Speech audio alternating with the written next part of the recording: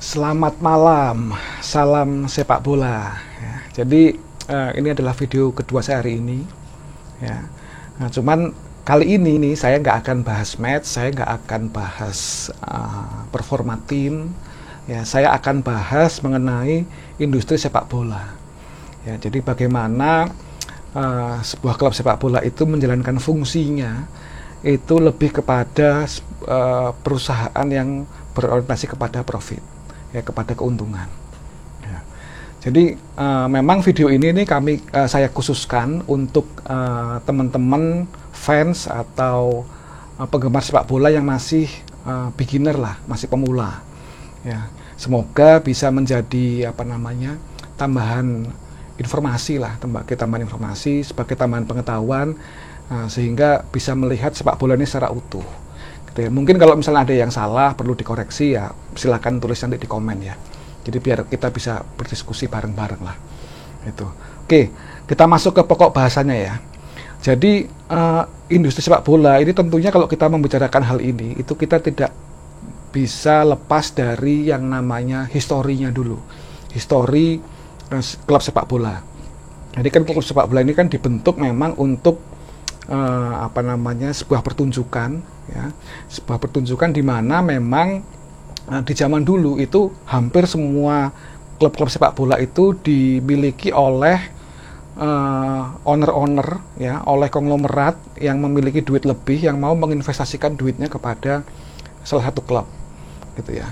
Nah, karena memang mereka memiliki kecintaan yang tinggi kepada sepak bola, gitu kan. Meskipun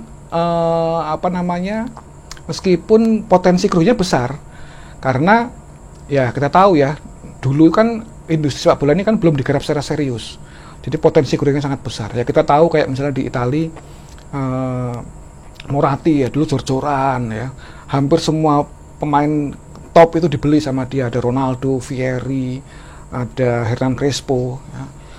AC Milan dengan Berlusconinya itu dia membeli trio Belanda, dia membeli Seva, dia membeli Seedorf, ada George Weah, Rui Costa dan lain-lain. Ya. Nah, Lazio juga gitu ya, Cragno itu juga dulu kan dia beli Salas, Pavel Nedved, Veron dan lain-lain lah, banyak. Ya. Nah, saat ini itu klub-klub yang berbasis owner, ya, yang mengandalkan kekayaan owner ini sudah tidak zamannya lagi, karena memang kondisinya udah bergeser, ya, di mana sepak bola ini menjadi industri yang sangat profit oriented, ya, sehingga tentunya untuk membentuk tim kuat ini diperlukan bukan cuma sekedar kemampuan owner untuk berinvestasi, tapi juga manajemen yang kuat, ya, manajemen yang memiliki visi untuk membawa klubnya menjadi klub besar dengan tetap berorientasi kepada keuntungan.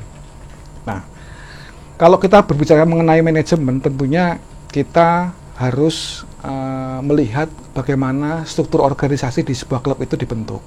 Ya. Kalau klub besar, pastinya strukturnya menjadi lebih besar, lebih luas, lebih lebar, dan lebih banyak variabelnya. Kalau klub yang lebih kecil, mungkin strukturnya menjadi lebih ramping, ya, karena beberapa hal mungkin mereka tidak perlukan lah seperti itu. Gitu. Nah, tentunya kalau kita berbicara mengenai struktur organisasi, saya ingin sedikit gambarin ya. Kalau teman-teman sudah bekerja ya, atau mungkin pernah melihat bagaimana struktur organisasi sebuah perusahaan ini berjalan ya. Itu tentunya kalau owner itu kan pasti paling atas ya. Paling atas dia bisa berperan sebagai direktur utama atau CEO, artinya terlibat langsung ke manajemen, atau dia memang di luar manajemen. Ya kalau di perusahaan mungkin dia komisaris lah ya, gitu, yang mengawasi kinerja dari manajemen. Gitu. Lalu manajemen itu kan dipimpin oleh direktur utama yang bisa juga diambil dari profesional. Di bawah direktur utama atau direktur bidang, ya, direktur keuangan. Kalau di sepak bola mungkin direktur teknis gitu ya, direktur marketing, atau ada direktur pembinaan usia muda atau lain-lain lah, banyak lah ininya gitu kan. Nah, di bawah direktur itu ada departemen-departemen ya. Misalnya katakanlah nih, kalau kita ngomong klub sepak bola, direktur teknik nih ya, misalnya di bawahnya mungkin ada yang keolahragaan, kesehatan misalnya gitu, atau tim utamanya, atau mungkin di usia mudanya misalnya seperti itu gitu kan. Jadi banyak departemennya gitu. Nah, pelatih itu berada di sisi departemen-departemen ini. Bisa dia berlaku sebagai manajer yang membawa satu departemen, atau emang dia benar-benar pure pelatih. Kalau di Inggris, tahu saya tuh pelatih itu juga berlaku sebagai manajer. Jadi dia punya kekuasaan penuh terhadap departemennya. Kalau tim ya, berarti tim itu memang benar-benar semuanya dia yang punya kekuasaan penuh gitu. Tapi ada juga yang memang hanya as a coach ya, hanya sebagai pelatih. Mungkin ada manajer tim, ada pelatih di situ gitu. Nah, yang paling bawah ini karyawan biasa gitu kan. Kalau di klub sepak bola ya pemain tentunya gitu. Itu karyawannya yang dikontrak, ya ketika kontraknya habis ya udah selesai, nggak ada hubungan apa-apa gitu. Jadi memang pemain-pemain ini memang tidak memiliki tidak memiliki kekuatan lah untuk menentukan arah kebijakan sebuah klub. Gitu. Jadi bagannya seperti itu kira-kira ya. Nah, tentunya departemen-departemen yang ada dalam bagan ini mereka harus bekerja itu seperti anatomi tubuh manusia. Ya, saling berhubungan, saling memberikan kontribusi, karena kalau salah satu dari mereka ini kinerjanya tidak baik ya pasti akan mempengaruhi dari kinerja yang lain. Ya, contohnya misalnya dari sisi penampilan tim ya. Ketika penampilannya menurun ya pasti akan sponsornya juga akan menurun, kinerja keuangannya juga akan memburuk seperti itu gitu ya. Jadi itu lalu kalau kita berbicara mengenai bagaimana klub sepak bola itu memperoleh profit ya, tentunya simpelnya adalah bagaimana klub sepak bola itu mendapatkan income yang lebih besar dibanding pengeluarannya. Itu kira-kira apa nih variabel income dari sebuah klub sepak bola ya. Jadi kalau saya rangkum nih satu ya, tentunya pendapatan dari sisi hak siar itu yang mungkin paling besar saat ini di klub-klub Eropa ya. Lalu yang kedua pendapatan dari iklan atau sponsor ya, itu juga sangat besar lah pendapatannya. Match fee ya, apabila klub itu berlaga di kompetisi yang memiliki penonton atau fanbase yang sangat besar. Misalnya kalau Arsenal main di Liga Champions ya, tentunya match fee-nya lebih besar dibanding ketika dia bermain di Liga Eropa ya, atau mungkin bermain di IPL gitu. Lalu berikutnya pendapatan dari sisi penjualan tiket ya. Nah, itu juga bisa diperoleh apabila klub-klub ini memiliki stadionnya sendiri, akan lebih maksimal lah gitu ya. Jadi kalau misalnya Arsenal ya dia punya Emirates Stadium ya, tentunya pendapatan tiket ini bisa lebih maksimal. Selain ketika ada pertandingan, mereka juga bisa mendapatkan pendapatan ketika tidak ada pertandingan, misalnya stadion tour ya, itu juga cukup besar pendapatannya gitu. Nah, kalau di Italia tim-tim seperti AC Milan, Inter Milan kan mereka tidak memiliki San Siro, ini kan bukan milik mereka. San Siro ini kan milik Dewan Kota, jadi mereka harus menyewa ya, tentunya biaya sewanya kan juga nggak murah gitu ya, sehingga memang pendapatan dari tiket penonton atau dari stadion ini juga sangat berpengaruh gitu ya. Nah, ada juga yang klub-klub yang memang mengandalkan pendapatan dari penjualan pemain ya, mereka mengambil pemain dengan harga murah, biasanya pemain muda dibina gitu ya. Nah, sehingga ketika skillnya udah jadi mereka jual ya. Beberapa klub mungkin kalau nggak salah Ajax ya, Ajax juga melakukan hal seperti itu gitu. Mereka mendapatkan pendapatan yang cukup besar dari situ, sehingga mungkin menjadi salah satu pendapatan yang terbesar untuk urusan penjualan pemain. Di satu sisi, apa sih kira-kira variabel pengeluaran dari sebuah klub? Ya tentunya yang paling besar adalah gaji pemain. Gaji pemain ini menjadi variabel yang mungkin paling besar. Yang kedua adalah aktivitas pembelian pemain ya di bursa transfer. Kita tahu, teman-teman ngikutin bursa transfer ini kan, harga pemain kan semakin lama semakin gila-gilaan. Value-nya mungkin udah nggak sesuai sama apa yang mereka tampilkan di lapangan gitu ya, sehingga ini membutuhkan biaya yang cukup besar. Lalu operasional juga ada penyusutan pemain. Nanti kita bahas nih mengenai penyusutan pemain ya, meskipun secara cash flow itu tidak berdampak langsung, tapi pembukuannya sangat berdampak.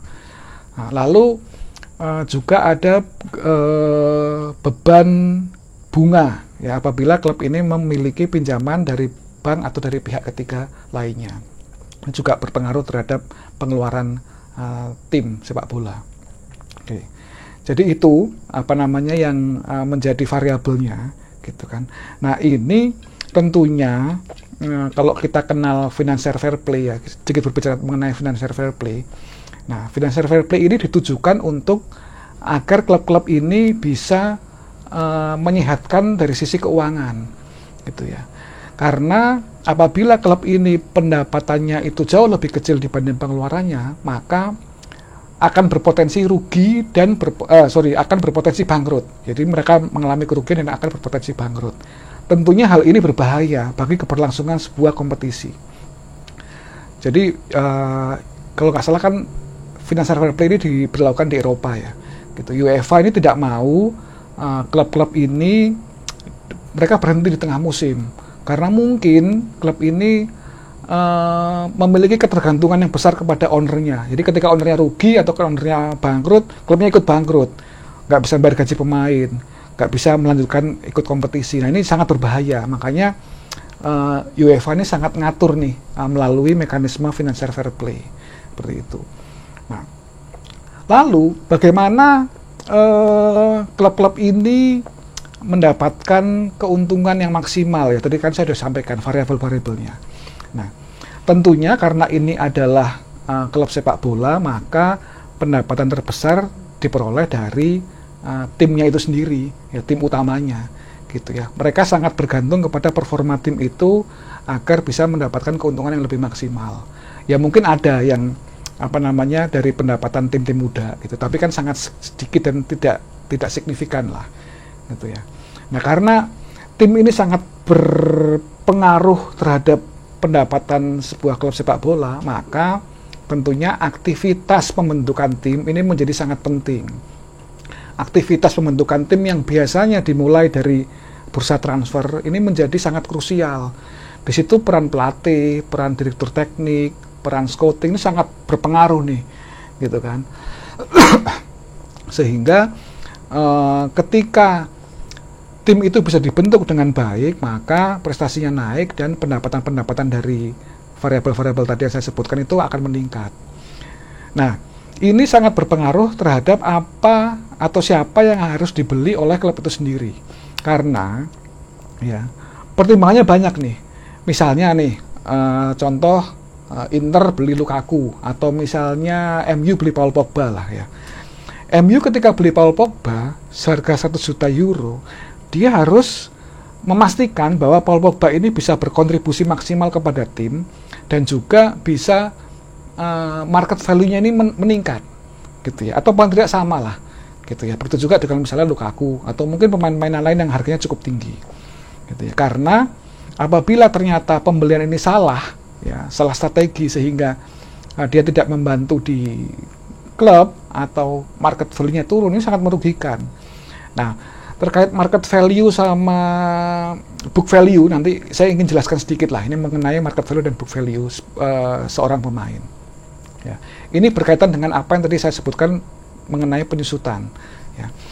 Jadi gini ilustrasinya, apabila MU di tahun 2018 dia beli Paul Pogba seharga 100 juta, ya, dengan dikontrak 5 tahun, maka value yang ditulis di laporan keuangan Manchester United tahun 2018 itu Paul Pogba 100 juta, gitu kan. Di tahun depan ini akan mengalami penyusutan. Nah, misalnya katakanlah 5 tahun nih, berarti setiap tahun dia akan mengalami penyusutan sebesar 20%. Di tahun berikutnya nilai bukunya Paul Pogba menjadi 80 juta. Tahun berikutnya lagi menjadi 60 juta. Kira-kira seperti itu, gitu kan. Tapi ini adalah atas dasar nilai buku, nilai yang dicantumkan di laporan keuangan, gitu. Nah, kemana nih yang 20 juta tiap tahun ini, gitu. Nah, itu akan lari ke beban beban pengeluaran tim, gitu kan. Jadi dicatatnya di pengeluaran itu dia sebagai beban, sehingga akan mengurangi profit perusahaan atau profit klub sepak bola itu sendiri, gitu. Apabila di katakanlah tahun 2018 ya, di tahun 2021 MU akan menjual Paul Pogba, maka setidaknya kan dia udah 3 tahun nih, gitu ya. Secara book value dia tinggal 40 juta. Kalau dia dijual dan harganya ternyata tinggal 30 juta, maka MU akan mengalami kerugian sebesar 10 juta dari value-nya pemain ini sendiri, dan dia tidak bisa menggantikan dari nilai penyusutan yang telah menggerus dari laba perusahaan. Gitu.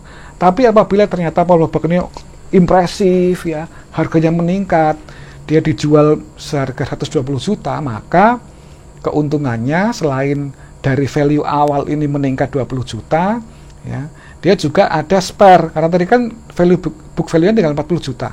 Maka yang 60 juta ini juga dicatatkan sebagai keuntungan. Maka keuntungannya jadi 80 juta. Nah, kira-kira seperti itu. Penjabarannya mengenai book value, market value, dan penyusutan. Gitu ya. Jadi kalau market value itu adalah value pemain di saat yang sedang dia dinilai itu. Jadi misalnya market value Paul Pogba tahun 2020 90 juta gitu kan. Market value Paul Pogba tahun 2021 karena performanya meningkat menjadi 110 juta, yaitu market value. Tapi kalau book value jadi akan mengalami penyusutan gitu. Nah, lalu setelah kita membicarakan mengenai hal tersebut, maka investasi yang tadi saya sebutkan tadi itu kan penting tuh ketika di bursa transfer. Nah, bursa transfer ini ada yang namanya kegiatan jual beli dan pinjam meminjam. Nah, apa nih kira-kira peminjam meminjam? Saya pernah nge-tweet ya mengenai pinjam meminjam pemain gitu. Jadi ada dua istilah umum lah yang sering digunakan ketika si pemain ini si klub ini melakukan aktivitas pinjam meminjam. Yang pertama adalah loan with obligation, ya. Yang kedua adalah loan with option, ya. Jadi peminjaman dengan opsi pembelian, ya, atau peminjaman dengan kewajiban pembelian. Nah, ini juga bisa diperjualbelikan nih kalau apabila penjualan dengan kewajiban pembelian. Contoh misalnya Aubameyang dijual Arsenal kepada Chelsea misalnya, yang lagi banyak duit nih gitu. Nah, cuman karena Chelsea ini membutuhkan penyesuaian pada sisi cash flow, sehingga dia bilang nih kepada Arsenal, Auba, aku pinjam dulu ya, tapi nanti tahun depan aku akan tebus. Sehingga muncullah kewajiban Chelsea di tahun depan untuk menebus Aubameyang. Ya.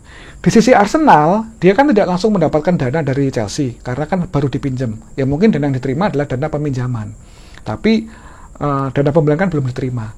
Nah, perjanjian antara Chelsea dengan Arsenal ini itu bisa diperjualbelikan. Chelsea bisa mendapatkan pinjaman dari pihak ketiga atas kesepakatan itu. Gitu, nanti di tahun depan ketika dana itu sudah masuk, Chelsea akan bayar tuh pinjamannya itu. Arsenal akan bayar tuh pinjaman itu karena terima duit dari Chelsea. Jadi itu bisa diperjualbelikan, dan banyak investor banking ya, investment banking yang mau untuk membiayai transaksi-transaksi tersebut. Gitu. Nah, kalau peminjaman dengan opsi ya tentunya ketika pemain itu tidak bisa memberikan kontribusi yang maksimal, ya di akhir tahun ya dia dikembalikan ke klub lamanya. Gitu. Dan memang si peminjam tidak mempunyai kewajiban untuk membeli atau menebus pemain tersebut. Kira-kira seperti itulah jenis-jenis pinjam meminjam dalam klub sepak bola. Ya. Lalu, nah investasi ini sendiri kan sebenarnya apabila klub ini membeli pemain kan tidak sedikit ya. Gitu ya, tidak sedikit, sehingga memang membutuhkan modal yang bisa disuntikkan dari owner atau dari pihak ketiga lainnya. Nah, sering nih kan teman-teman kalau ngikutin bursa transfer terus ada yang mengeluh, wah ini ownernya pelit nih gitu. Contoh misal MU atau Arsenal ya akhir kemarin gitu kan. Sedangkan satu sisi Chelsea lagi jor-joran beli pemain. Nah, saya juga ingin menjelaskan bagaimana mekanisme owner ini untuk menyuntikkan dana kepada klub sepak bola tersebut. Gitu. Jadi ada mekanisme suntikan dana itu bentuknya adalah setoran modal, ya, atau bentuknya adalah pinjaman. Nah, kalau bentuknya setoran modal, maka otomatis dana itu memang langsung dimiliki oleh klub, sehingga asetnya meningkat, dia bisa menggunakan dana itu untuk beli pemain tanpa ada kewajiban untuk mengembalikan. Tapi apabila bentuknya adalah owner ini meminjamkan kepada klub, maka klub punya kewajiban untuk mengembalikan. Term on kondisinya bisa diatur, ya, bunganya bisa murah, jangka waktunya bisa panjang, itu bisa diatur, gitu. Nah, kalau owner ternyata tidak bersedia untuk meminjamkan dananya atau menyuntikkan duitnya sebagai modal, maka ada alternatif lain sebenarnya, gitu. Alternatif lainnya adalah meminjam dari pihak ketiga atau investment banking. Bisa banget, gitu. Nah, contoh nih, AC Milan, ya. AC Milan ketika dibeli oleh investor dari Cina, itu kan dia mendatangkan banyak sekali pemain. Bahkan sampai ada tagar "We are so rich" gitu kan ya. Padahal kan sebenarnya itu adalah dana dari pinjaman kepada investment banking, kalau nggak salah Elliott itu ya, Elliott di Amerika gitu. Nah, apa kira-kira jaminannya ketika klub sepak bola ini meminjam dari investment banking atau dari pihak ketiga, dana pihak ketiga lainnya? Ya, tentunya bisa bentuknya aset, ya, aset, atau kalau aset sih saya pikir nggak kayak di Indonesia yang akunnya rumah gitu, nggak, atau stadion tuh bukan seperti itu gitu. Aset yang saya maksud di sini adalah equity, yaitu saham. Jadi porsi sahamnya. Misalnya nih, value klub sepak bola ini 1 miliar US dollar, ya. Lalu dia melakukan peminjaman 100 juta US dollar. Maka apabila si klub ini tidak bisa mengembalikan dananya, maka porsi sahamnya 10% dari saham, jadi kan 1 miliar nih kekayaannya, seporsi 10% atau 100 juta 100 juta dolar itu akan diberikan kepada si peminjam, kayak memberikan pinjaman gitu.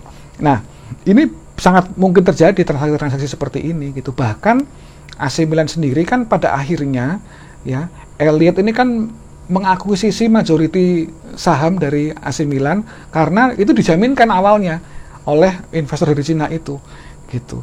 Sehingga sekarang dipegang oleh Elliott. Nah, Elliott kan bukan manajemen sepak bola, ya, mereka tidak konsen ke situ. Nah, yang mereka lakukan adalah tim ini diperbaiki, ketika nanti prestasinya meningkat, value-nya meningkat, ya sama mereka akan dijual. Itu tentunya akan seperti itu, gitu bentuknya. Nah, jadi memang performa tim ini sangat berpengaruh terhadap keberlangsungan klub sepak bola, gitu ya, klub sepak bola. Sehingga apabila tim ini bermain dengan baik, maka tentunya sponsor akan masuk, pendapatan dari tiketing akan naik, ya. Lalu hak siar ketika dia ikut Liga Champions akan meningkat. Hal seperti itu sangat berpengaruh kepada sisi keuangan klub itu sendiri, ya. Dan tentunya nilai sahamnya akan meningkat. Nah, nilai sahamnya meningkat, maka investor akan masuk. Ketika investor akan masuk, klubnya akan menjadi lebih besar. Ketika menjadi lebih besar, akan lebih enak untuk melakukan transaksi-transaksi yang mahal atau pembelian pemain yang dengan kualitas yang lebih baik. Kira-kira seperti itu cara sebuah klub sepak bola menjalankan bisnisnya. Jadi itu ya industri sepak bola itu berkembang menjadi sangat besar saat ini, dan tentunya klub-klub yang memiliki manajemen yang kuat, yang bisa mengatur sisi keuangan dengan baik, itu pada akhirnya menjadi klub yang bisa survive di dunia sepak bola, terutama di Eropa, ya, gitu. Nah, kira-kira seperti itu gambarannya secara singkat industri sepak bola. Nanti kalau misalnya ada topik-topik lain yang menarik, ya akan kita bahas di video selanjutnya. Oke, terima kasih buat teman-teman yang sudah mau menyaksikan channel ini, video saya ini, gitu kan. Semoga bermanfaat bagi kita semua. Selamat malam, salam sepak bola.